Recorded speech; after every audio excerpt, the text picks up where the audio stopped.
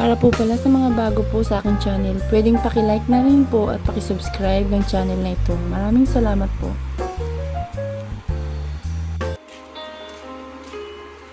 Penny for your thoughts. Tanong niya, hinawi niya rin ang buko na tinatangay ng hangin.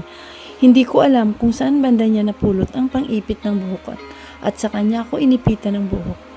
Naks naman baka makita na lang kita bukas at ikakasal ka na ha. Husband material na Boy Scout pa, pabiro ang busis ko. Tumawa naman siya ng pagak, sana nga makita na niya yung halaga ko. Narinig ko na naman ang malungkot na boses niya. Huli ko siyang nakita na ganito ay nung namatay ang kanyang mami at nung malaman niya na ikakasal na ako. Uy, wag kang mawala ng pag-asa. Magkakamali rin sa'yo yun ha, pabiro kong saad na ikinasimangot niya.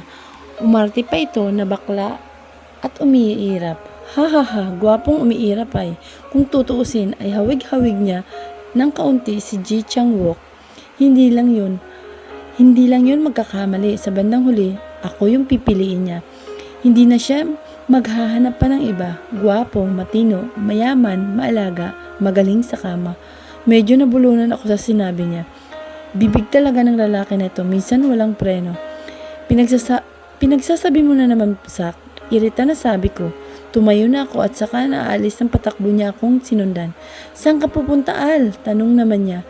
Yung lugar na wala ka, biro ko sa kanya. Arting-arte naman siyang nasasaktan din. Aray naman, nakakasakit ka na ha, Alisa. Pwede na itong mag-artista. Sagad ang kaartihan na naman niya. Tumigil ka nga, Sak. Papunta lang ako dyan. Banda, halos ay bibila ako ng souvenir. Kasi may nakita akong mga local shop kanina. Bala kong mamili para may pasalubong ako sa mga employee ko. Sama na rin ako. Pumayag naman ako. Wala naman akong choice Kahit humindi ako, ay bubuntot siya sa akin. Pinagtitingin na nga kami ng ibang turista kasi naman itong katabi ko ang lakas ng apil sa suot niyang tila pang polo na beach na puti, short at saka pa nakasuot ng shades niyang Gucci men. Ako naman ay naka-summer dress na dilaw, summer hat na rin. We are quite gaining attention from the crowd. Good couple saad ng isa. Mapapasana all ka na lang talaga, sis, sabi naman ng sa kabila. We are just trying to ignore them at saka na kami namili ng mga gamit. We choose some seashells, keychain, Boracay shirt, and some sort of things. Bandang 5 ay kumain pa kami ng ice cream. I am having fun on my life. It's also the perfect time to regain myself. I am also gonna breathe some air. Take time rest my eyes and self para naman ako makapag-moment. Gabi ay sinimulan na namin ang bonfire party namin. Everything is all set. May mga marshmallow. Adult, beer at mga anak ko naman ay may milk tea shake. Tila ba New York ang Boracay sa gabi sa sobrang lively. Kaliwa at kanan ang mga bar, saya, concert at kainan. Before bonfire din ay kumain na kami. Treat kami ni Pin sa isang sikat na seafood restaurant. Mura at masarap ang buttered spicy lobster nila. My child ate some sweet and sour fish and cheese smoked and clamshells. It is a feast that no one can resist. That night started and we sat near the bonfire. Nakapaikot kami kasama ko si Sak, Pin, Marcel at ako at ang anak ko. Hiwalay na yung iba na sa bonfire. Siyempre sa circle of friends lang kami. May hawak na alak si Sak and he is actually looking on some other girls. Wala naman akong paki. Mabuti ngayon nang makapikot na siya nang magkakamali. Si Marcel naman ay napakaganda sa suot nitong gray night dress. Si Pin ay nagigitar habang ang anak ko naman ay tinira ang mga marshmallow. Sa maniwala kayo at sa hindi ay naging bokalista ako ng isang banda. Well, music will always be my number one voice in life. Whenever I am sad, happy or feeling empty, music is always been my escaping rope in my channel of emotion. Nagkalakas din ako ng loob na sumali sa isang banda nang dahil kay Marcel. Nang hinayang daw ito dahil sa talento ko. Kaya ayun, napasali ako sa isang banda for almost a year din bago ako mag-decide na mag-stop din, nag-focus ako sa career. Kumanta ako sa saliw ng gitara ni Payne na wild heart. Si Sak naman ay nakatingin sa akin na ngayon ay nakangiti, parang timang nga eh. Sarap dukutin ang mata. Ang ganda po talaga ng boses niyo, mama. Nang uto pa talaga ang anak ko. Diyan magaling ang mama mo na mana sa ninong niyang mabangis din kung bumana. Thank you anak. Habang lumalalim na ang gabi ay unti-unti nang nababawasan ang mga tao sa tabi namin. Nakatulog na ang anak ko at isinama na ng lolo at lola niya sa kwarto nila. Alam niyo naman na namiss na ng lolo at lola ang apo nila. Kaya nang kaming apat na lang ay hindi ko naman inaasahan na maha-hot seat nila ako. Anong plano mo na niyan? Tanong ni Marcel. Wala. Life must go on. Wala naman akong magagawa eh. Effie comeback. Alisa magkalas. They are still here at bonfire. I mean, kaming apat. We are listening with our stories. Siyempre, kadalasan ay ako ang bangka. Si Pin at Sak ay nag-uusap tungkol sa business. Hindi sila makapag-adapt tungkol sa babae. O kung sisimulan ito ni Sak, ay agad silang nakakatanggap ng katakot-takot na hampas kay Marcel. Sa bagay, si Pin pa ba ang maghanap ng iba? Sa una at sa pool ay si Pin naman talaga ang may gusto kay Marcel. Kabaliktaran ng sa akin. Ang kaibahan nga lang ay tuluyan ng nabihag ni Pin ang babaeng mahal niya, and now they are mutually in love with each other. Medyo inggiterang palaka ko sa sinabi kong yun. Hihihi. Kami naman ni Marcel ay nag-uusap mostly about Korean drama series. K-drama na lang kasi. Ako kinikilig. Doon na lang ako dumidepensa. Alam nyo naman yun, todo tili kami rito ni Marcel. Kaya ayan, kunot na naman ang noon ni Pin kasi nagsiselos kay Lee Min-ho at Song Joong-ki na pareho namang naming crush. Kaya rin nagustuhan ko si Blake ay dahil kamukhang-kamukha niya si Lee Min-ho. Like the whole face, pati katawan. And please, don't ask about details. Mas gwapo naman tayo sa mga Koreano na yan, hindi ba par? Si Sak na ang bida-bida na naman habang umiinom ng light beer. Right, sabi ni Pin na may bahid ang inis sa boses. Napakasiloso talaga nito kay Marcel. Kaya panatag ako kay Pin para sa kaibigan ko eh. Very husband material. Jackpot na jackpot ang kaibigan ko in so many ways. Halos sabay kaming umirap na dalawa. Of course, they are both na hot. Sisling pa nga eh, pero iba ang feel ng mga K-boys namin. We are ended up chatting, telling stories until it is 11 p.m. Inaantok na rin ako kasi hindi naman ako nakatulog kanina. Mahapdi na rin ang mga mata ko. So we call it at night at dumiretso na ako sa aking kwarto sa resort hotel. Wala akong kasama sa kwarto kaya nahiga na ako at tuluyan ko ng hinayaan ang aking sarili na lamunin ng antok. Nagising na ako bandang 5. Someone is knocking on my door. Kaya inis ko itong binuksan. And you won't imagine my horror as I saw the whole body frame of this familiar male specimen. Anong ginagawa mo rito? I asked him. He has these dark eyes. Mukha siyang hindi nakatulog ng mahabang panahon. He looks exhausted, but damn gorgeous as always. Sa sobrang tangkad niya rin, ay nakatingala na ako. He speaks. Let us talk, Alisa. We will settle this matter. Wow, akala ko pa naman ay maiintindihan na niya ang isang bagsakan ang letter na binigay ko sa kanya. And was not the happy na malamang makikipaghiwalay na ako isn't his dream after all? So why is barging me here like a mad guy? Bakit siya galit kung mawawala na kami sa buhay niya? Hindi ba ito yung gusto niya? God damn it. Ang gago niya talaga. This Blake son. And why are you here? Sa susunod na linggo ko na ipapadala ang mga documents. Huwag kang mag-alala, hindi kita tatakasan. Hindi ka na matatali sa akin. Umiling siya na parang hindi makapaniwala. Do you think I am here because of that? I am here to get you and my son back. Matigas ang bawat salitang lumalabas sa kanyang bibig. To be honest, I don't have any time to play charades on him. He wants us back. Why? Gusto kong itanong sa kanya kung bakit pero natatakot akong marinig ang sagot. I thought I am strong enough, but seeing him in a flesh again makes my wall falter and destroyed like bases. And hey, his presence is just enough to make me madly weak. Binalingan ko na lang siya ng naiinip na tingin. You are actually wasting both of our time. Wala akong panahon na makipaglukuhan, Blake son, at mas lalong wala akong panahon na manghula kung ano yung I want you back mo. I tried to close the door, but imagine the difference on my strength and his strength. His single hands is just enough to stop the door from closing. I said, I want to talk with you, Alisa. He tried to barge on my room, but I forcefully pushed him away. Anong ginagawa mo? Umalis ka na nga. This is my personal room. Blake, get out of here. Galit na ako. Hindi na sa kanya kundi sa sarili ko. Sabihin niyo nang marupok ako. Kaunting pagpaparamdam ay nabubuhayan ang katawang lupa ko. Oo, ito yung totoo. Parang may kumikiliting pag-asa sa puso ko na baka naman at baka sakali na nagsiselos na nga siya, na nasasaktan din siya sa pag-alis namin sa buhay niya. And I am hating myself from being too weak from him. Please, Blake, ako na ang nagmamakaawa sa'yo. All I need is time and space.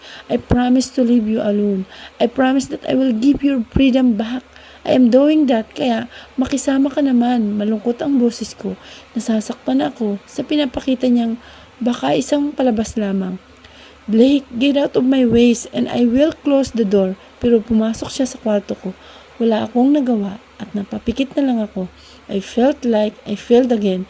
I can't embrace my womanhood with his presence. Sinarado ko ang pinto at hinarap ko na siya. He's sitting on my bed habang malalim ang titig niya sa akin. Blake naman, pagod ako. Anya ko sa kanya. Palayain na natin ang isa't isa, pwede. Let's stop torturing ourselves, okay? Please lang talaga, please lang. Galit at naniningkit ang mata niya sa sinasabi ko. Then, fucking cage me, Alisa. Hindi ako tututol. I just want you back. That's it. Why can't you get it back? Anya na hindi ako makapaniwala sa sinasabi niya. He sounds not himself. For what, Blake? Dahil ba sa bata? It's okay. Okay lang makipag-areglo ako. Ano pa ba? Dahil ba sa inaakala mo ay habulin ko ang pera mo? I can provide to Blake, son. So please stop saying those words. Stop being so selfish dahil tinigilan ko na rin na maging makasarili sa'yo. Imagine, my rage, mahal kita, Alisa. Now you heard it. That's my fucking reason. I just want you back. Gusto ko lang maging parte sa buhay niyo at hindi mo alam kung gaano mo ako sinaktan, Alisa, nang iwan mo ako, ha? Bigla akong natanga sa sinabi niya. Blake, anong palabas na naman ba to? Where's Denise? Tanong ko sa kanya.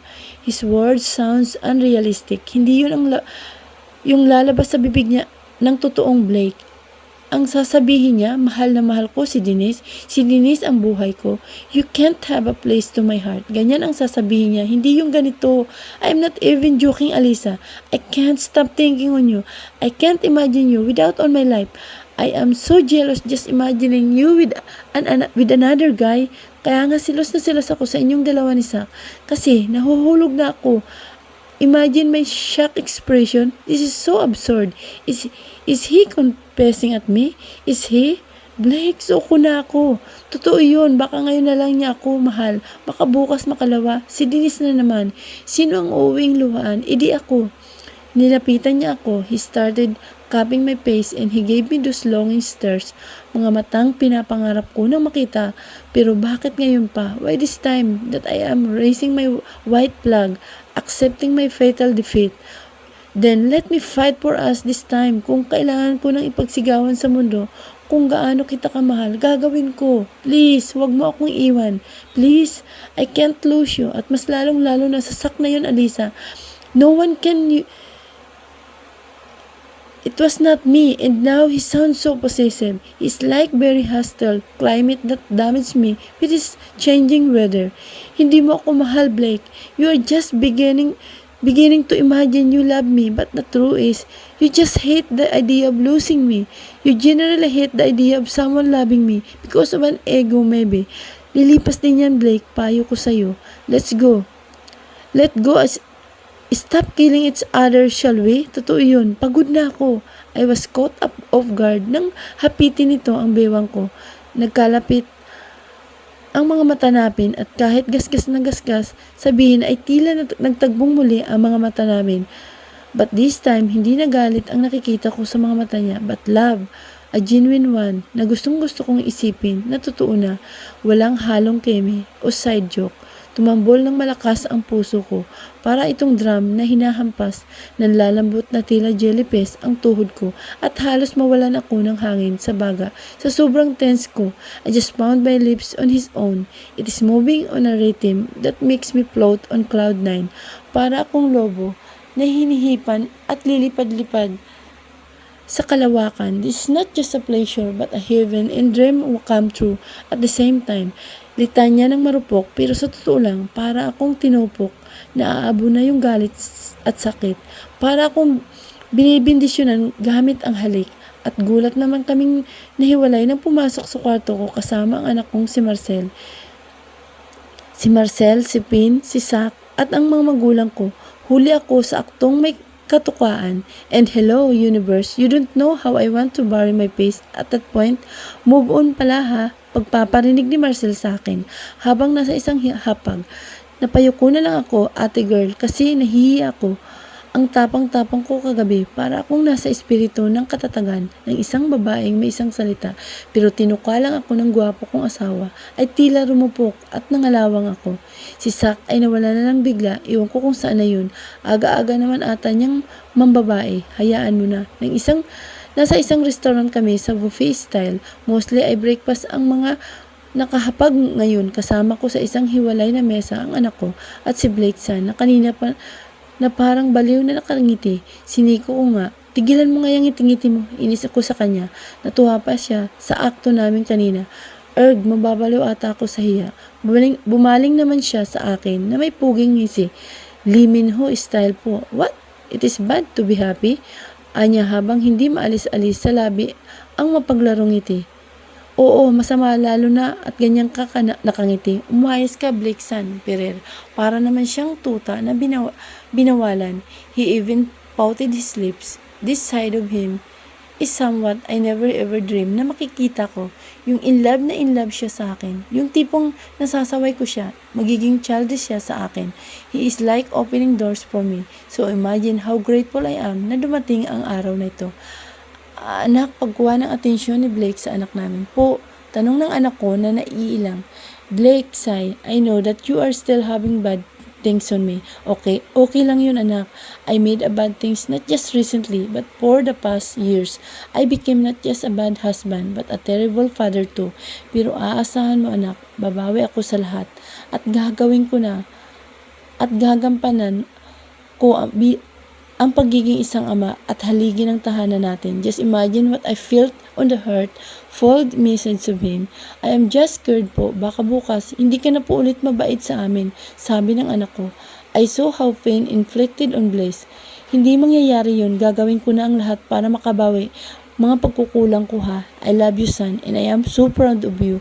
And this is my belated gift. Binasa ko, inabot na papers ni Blake. He is granting the Ferrer surname on our child as a legitimate son. Hindi niya lang alam kung gaano kalaking bagay ito sa anak ko. My son is crying because of too much happiness right now. Stop crying son, baka akala nila ay pinapaiyak kita. Anyab ni Blake. My son chuckled. Yes po daddy, pinapaiyak niyo po ako. Sobrang saya ko po eh.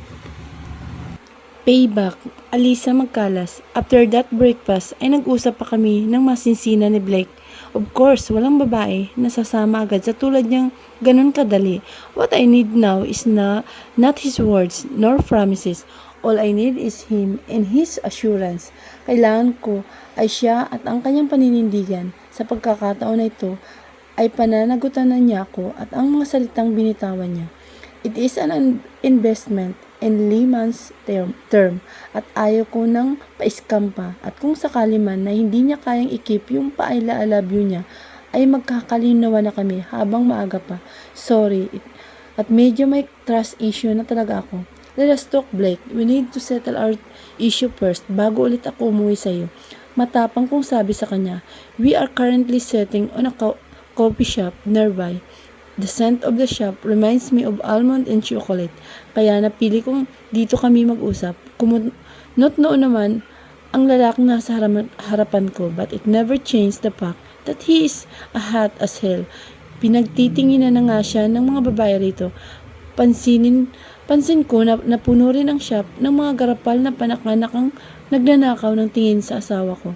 Excuse me, hanggang tingin na lang sila, ako na ngayon ang bida. That idea gave me a slight boost. Ngayon ko lang naramdaman na entitled na ako in any form and sense. Babalik ka na sa akin, Alisa. That is final. What are you talking about? Napakasungit naman ng gwapo na to. Gusto ko lang naman na magkalinawan kami. Aba, not that easy, Blake San Ferrer. Marami ka pang dapat ayusin. There is not an easy sorry for giving here. Hindi pa nga ako. At kayo, hiwalay hindi ko na itinuloy ang sasabihin ko. Nasasaktan lang naman ako. Hisay, I know that you can't easily give me your trust again.